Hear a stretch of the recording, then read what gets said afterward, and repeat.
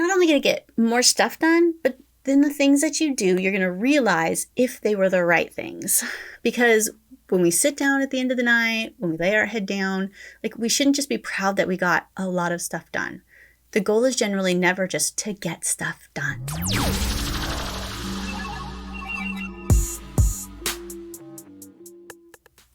Hey, what's up? It's Torie Mathis, your host, and I am here today by myself. Sean is out of town for official museum business, but I still wanted to come to you today to talk about a few things. I have a lot of experience dealing with business owners in the last, 20 years, and one thing I hear from people is that you are having a hard time getting everything done. And that is always going to be an issue, especially if you have a family at home, if you have kids and you're trying to grow your business. But I do have a few ways that have really worked for me, that I want to share with you that you can use and it's not necessarily that you are going to get more done, but it's going to feel like what you get done is more important. And I really think that is what's going to be really key for you. I think one of the very first things that you can do is really try to figure out what your end goal is. And why I think this is important is take the example of two different people. One person that is trying to grow a business, maybe to grow like an empire, something for them to have for the future, something that they're going to continue to do through their whole entire life, their passion, everything that they want to do, how they want to help people, how they want to serve their community. So take that person and then think of another person. I know there's been a couple of people that I knew growing up whose mom was like this. The dad had a really great job. The mom was a stay-at-home mom. But once the kids got to be a little bit older, the mom didn't really have a lot of things to do. And so that she could just kind of go out and do things, she ended up going out and getting a job. And it was just a job that she kind of liked and that kind of took up her time so that she was able to do something. A lot of older people do this too. People retire and then they go into a job that they just want that has little responsibility. I know there were a lot of people when I was in the Army that did this. After they retired, they would just go get a job that they liked, doing something, involved in like a market that they kind of cared about, but it was low responsibility, and just so that they could be out there doing something and not, sitting at home. So if you take the two people, like, those are two very different experiences. Those are two very different situations. And I'm sure that you are on that spectrum somewhere. You're probably a lot closer to here. So whereas this person just wants to get some stuff done during the day, this person, the things that they get done need to be a lot more specific towards their end goal. And so I think figuring out first what your end goal is going to be really great and a really great way for you to tell if you're doing the right things.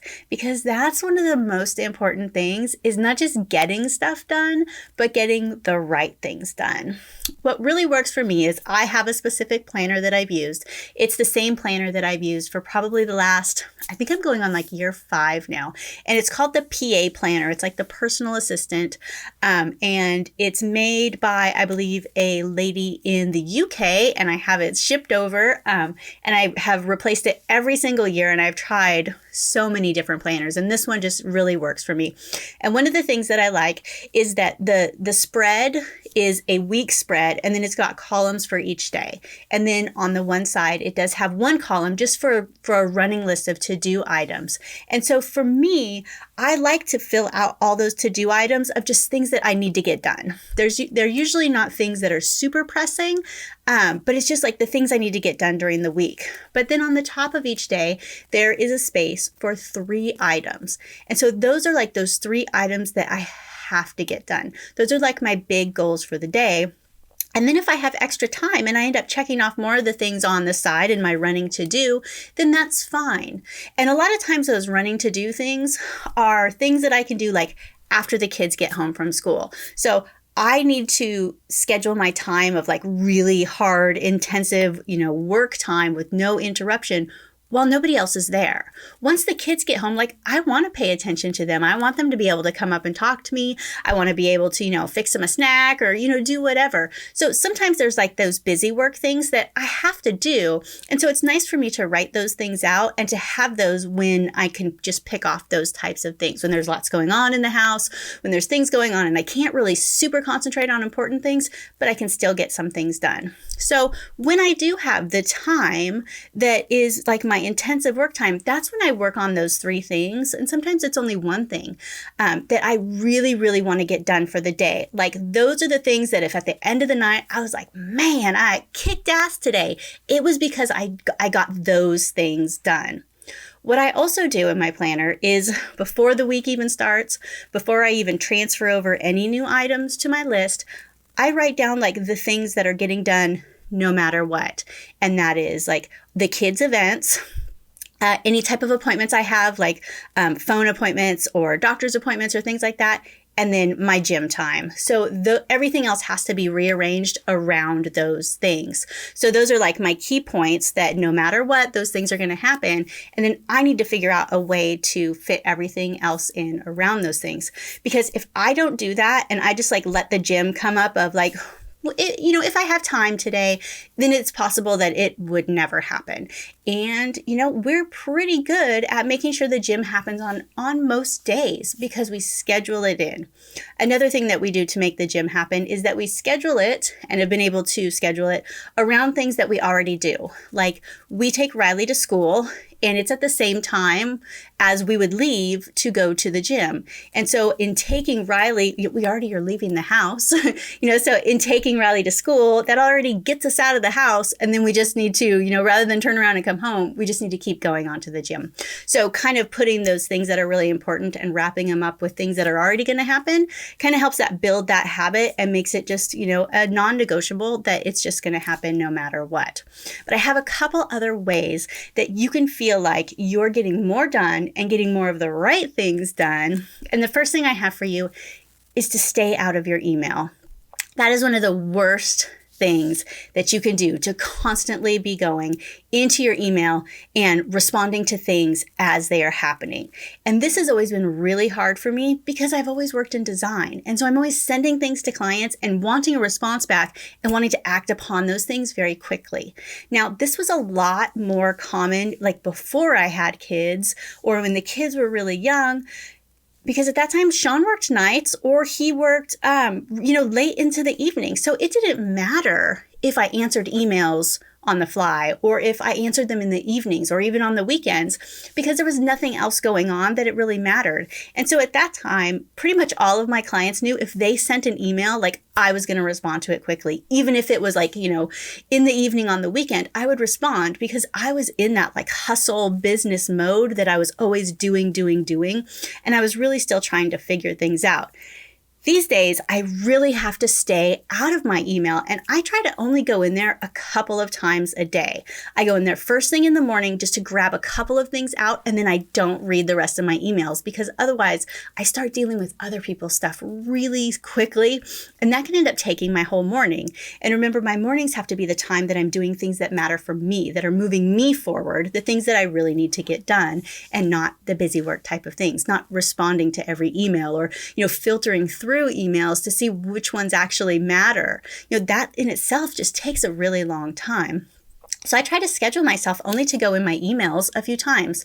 And I try to get out of my emails in the evenings. Like if it's past like 4 or 5 o'clock, even though I might still be working on some things that might be important things that I need to get done, I won't even go back into my email because I don't want to get back into that work mode and start to need to respond to things or get deeply involved in a conversation or into a project when this is the time for me to be with my family, to make dinner and to wind down.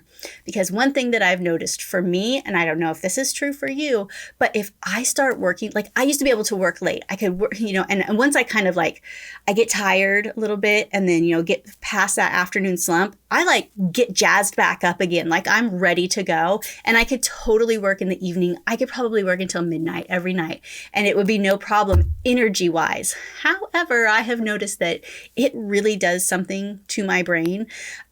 When it gets turned back on for that second time, it's like, instead of like winding down and going with it, going with that normal like routine that you should be having, you know, sun goes down, you start winding down. If I let myself wind back up, I won't sleep. I cannot turn my mind off. And I've learned that like that just doesn't work for me. So even though that's a time that I could get so much stuff done, I don't sleep well. And then that makes me a piece of crap in my life, which again is not the big goal. You know, it's not just to hustle and get as much done right now, because, you know, that might have been me, you know, 10, 15 years ago. But right now, like, it's more important for me to be like super healthy and to be there for my kids and to be there for my husband and to do all these other things and not just get as much done as I can. So you got to kind of figure out like where you are and what works for you, and setting those types of boundaries and routines really helps. And for me, email was a huge boundary and a huge routine that I still tweak here now and then, but it's something that really works for me so that I can get more done, more things that matter done. So the next thing that I have, and this I know is probably a huge one for everybody, and that is like, I know you need to be on social media to grow your business. I know you probably want to go there to like just blow off steam and waste during the day. I know I do. Like, I want to go onto Instagram and veg out for 15 minutes. Like, it's like a good way for me to just like clear my mind and just do something like completely unrelated. But I cannot get sucked into Instagram and stay on there for hours. Otherwise, I get nothing done. I need to be able to go on there to post, to maybe do some business things, maybe do a little bit of networking, but I have to be very specific about it, and I have to set myself time constraints for it. And I think that that is going to help you too. So if you want to be on there, or maybe you don't want to be on social media, but you know you need to, like, whichever way you are, like, this is going to work for you either way, is just schedule it. Like, maybe 10 a.m. you schedule 30 minutes. Maybe you schedule an hour. However many accounts you have, what things you need to do. Maybe you're active in groups. Maybe you're not. Maybe 15 minutes is enough for you. But schedule it and set that time constraint. And then that is the time that you're on social media for your business. Now, if you need that time to waste, my suggestion is to not do the wasting time during the day, or wait until the afternoon to do that, just so that you stay in your constant flow of like what you're trying to work on, rather than letting that to be a distraction. I think that taking breaks is fantastic. I think you should. I think you need to get up, you need to walk around, you need to go outside and touch some grass. You need to do, you need to do those things. You need to stop and eat, but maybe don't stop and jump on social media every single time. Like, you don't need that dopamine hit over and over and over again, because then it's harder to get back into work, because social media is so much more exciting. Like, other things are more exciting for your brain, and your brain wants those chemicals. So if you're in that, your morning time where you're really just trying to get stuff done and work on your big projects, maybe you just take a walk, or maybe you just get a snack or a cup of coffee and you don't automatically go to social media. Save that social media time for another time in the afternoon, or a time that it's not going to distract you from the big things that you have to do. So I talked about taking breaks, and I really think that taking breaks is important. I have a hard time with this because I like to work. I love what I do. I love designing. I love working with business owners. I love creating something out of nothing. I love figuring out how things work. And so I know that you have those things too that you just love to do. And so sometimes it's hard to like turn those things off. But it really is true that if you take a break, you come back more refreshed, and it's going to make it so that you can actually work better. And that's, taking weekends off, maybe take a Friday off every once in a while, or maybe you always have Friday off, and that's a way that you can really give yourself a way to step back and come back with a fresh mind. I talked a little bit about time constraints, and I love a time constraint. I talked about like scheduling your time on social media, maybe giving yourself 15 minutes. Maybe instead of giving yourself 15 minutes, give yourself 12 minutes. Like give yourself a time constraint. Give yourself a time that it's going to push you a little bit to get a little bit more done. It's kind of like when you are going away on vacation and you're trying to get like as much stuff done as you can so that you can go and like relax for a little while. At least like while you're traveling, you won't have to worry about like, oh my gosh, I have all this stuff done. Like if you know that energy that you put into that, like you can kind of bake that into your week already by giving yourself time constraints for things. If you look at your day and you say, I have X amount of things to do, like how can you compartmentalize those things and then kind of squeeze those compartments down just a little bit so that you're not taking as much time possible as doing them, but trying to kind of push yourself and get yourself to kind of work a little bit harder than you normally would if you didn't have that constraint on you. And that's a way, especially with busy work, everything doesn't have to be perfect. It can just be done. And sometimes done is going to be a lot better than spending all this time on stuff that nobody's going to pay attention to the fact that it's perfect. I know this is with design a lot. Like I really want to keep messing with things and tweaking it and making it a little bit better. And Sean has to tell me like, stop, like it is good enough. It is so much better than, anybody else is going to do. Like it is at a perfect place that let's just, move on from it because I have other things that need to be done and I don't need to keep tweaking at things and making things better and better and better. And so you may have a way that you do that in your business too, that you have these things that you try to get better, that you try to get perfect, that you really want to hone in. And by doing these types of time constraints with yourself, it's a way to really push yourself through that and get more done because sometimes done is better than perfect, even better than really good. Like some stuff doesn't have to be really good. It can just be okay. And so getting used to being okay and getting more stuff done and reaching more people with your okay work rather than reaching very little with just a few perfect items is going to be a lot better. And I think at the end of the day, when you look back and see, wow, like I did get all those things done. And you know what? My good is pretty good and it's better than I thought it would be. And I think that kind of gives yourself a little bit of a break. Like it puts a little bit less pressure on yourself. Like even though you're time constraining yourself, because you're allowing yourself to get stuff out and to get more stuff out, I think it actually causes less pressure on you. And it allows you to relax a little bit better. If you're like me and you want to get those things perfect and you want to get things really good, that it'll actually allow you to get more things done. But if you're the kind of person that just has a hard time getting started and getting going, then, using that time constraint forces you to act and start because sometimes just the getting started part, like that's the hard part. So if you can like figure out how to jump yourself straight into getting started, and part of that is pressure. Like how many of us, right, have waited until the day before a project is due and then we're like, shit, okay, let's get going. And you get it done. Like it's easy to get it done with that pressure. So by giving yourself that pressure intentionally and sticking to it, stick to the rules that you set yourself, it can really allow you to get started quicker and get a lot more done and get closer to the goals that you want to meet. So the last thing that I have for you, and definitely after you figure out what this main goal of things that you want, like what the big picture idea for yourself is that at the end of the week, review. Take a look at what you did. What did you accomplish?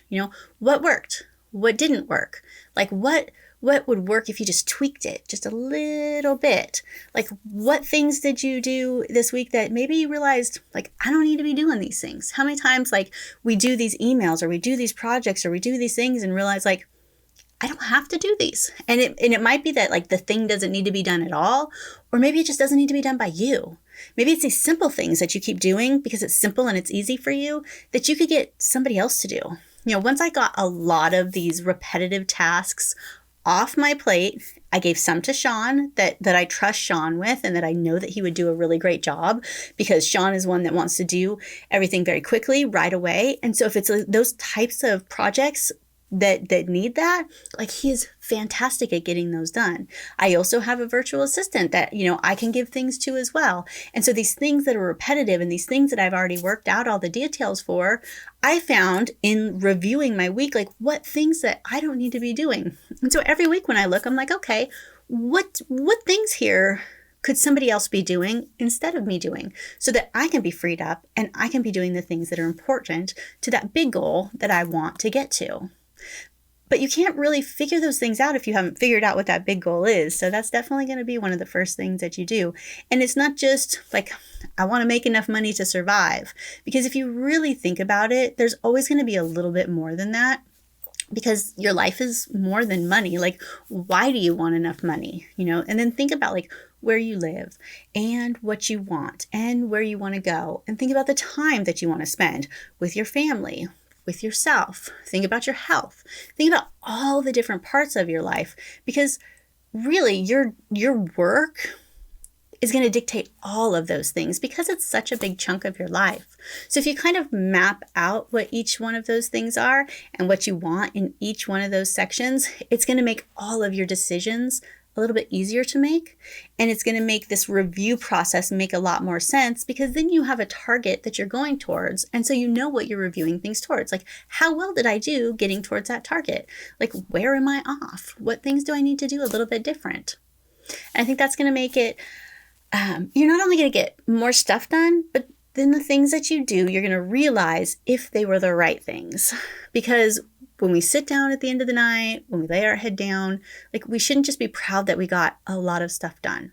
The goal is generally never just to get stuff done. Unless, you were that first person, that that just has a job to take up time because they're retired and don't really want to do, they just don't want to sit around. But I don't think that that's you right now. I think you need to ask yourself that and see where you're at, see where you want to go. Because you have it in you to get to any goal that you set. Because any goal that you set is just taking one step after another step, just getting there and continually adjusting until you reach the goal. And I think you can do that.